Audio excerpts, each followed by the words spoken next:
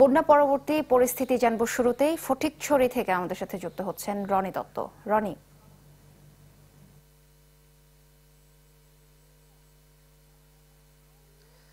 সোহেলি, আমি এখন আছি ফটিকছড়ির ভুজপুর গ্রামে। সেখানে সিংহরিয়া যে পোদ্দার পাড়া, সেখানে এসে আসলে ভুজপুরের বিভিন্ন এলাকায় আমরা আসলে ঘুরে দেখছি যেসব এই এলাকায় প্রায় কোথাও কোথাও কোমর থেকে বুক সমান পানিতে আসলে তলিয়ে গেছে, এবং এর কারণে এখানে যেসব মাটির ঘরগুলো রয়েছে সেগুলো সবচেয়ে বেশি ক্ষতিগ্রস্ত হয়েছে।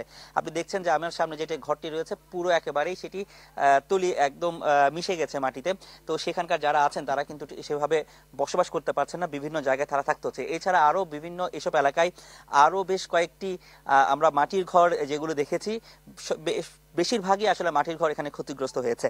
তো এখানকার প্রশাসনের সাথে আমরা যারা কথা বলেছিলাম তারা যেটি আসলে জানিয়েছেন যে এখানকার যে প্রায় 7,000-এর মতো এরিয়াতে 7,000-এর মতো মাটির ঘর, এখানে তারা মাটির ঘর থেকে শুরু করে বিভিন্ন ঘর ক্ষতিগ্রস্ত হয়েছে, সেই সব ঘরগুলো তারা তালিকা করছেন, এবং সেই তালিকাগুলো তারা আসলে এরপরে তাদের যে সহযোগিতা পুনর্বাসন কার্যক্রম, সেই পুনর্বাসন কার্যক্রম তারা শুরু করবেন। তো এর মধ্যে আমরা যেটি দেখেছি যে পুনর্বাসন যে কার্যক্রম সেটি কিন্তু তারা ইতিমধ্যে শুরু করেছেন। বিশেষ করে পুনর্বাসনের যারা নিহত হয়েছেন তাদেরকে কিন্তু আসলে তাদেরকে ইতিমধ্যে ক্ষতিপূরণ 25,000 টাকা করে তারা আসলে দিয়েছে ক্ষতিপূরণ, কিন্তু যারা আছেন তারা এখনো পর্যন্ত অন্যান্য যে কার্যক্রম সেগুলো হয়তো শুরু করবো। আমরা একটু জানতে চাইবো আপনাদের এখানে যে ঘর পড়ে গেছে আপনাদের কি অবস্থা, একটু যদি বলবেন।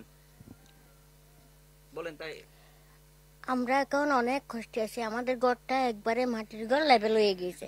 তখন আমি আপনাকে একটু আপনারা অন্য জায়গায় থাকতে হচ্ছে আপনাদেরকে। একটু আমি একইভাবে আপনাকে একটু জানাচ্ছি যে চট্টগ্রামের এই ফটিকছড়ির বিভিন্ন এলাকায় কিন্তু এরকম অনেক ক্ষতিগ্রস্ত পরিবার রয়েছে যারা বিভিন্ন জায়গায় আসলে এখন থাকতে হচ্ছে। তো এই ছিল এখানকার সবশেষ অবস্থা। সোহেলি।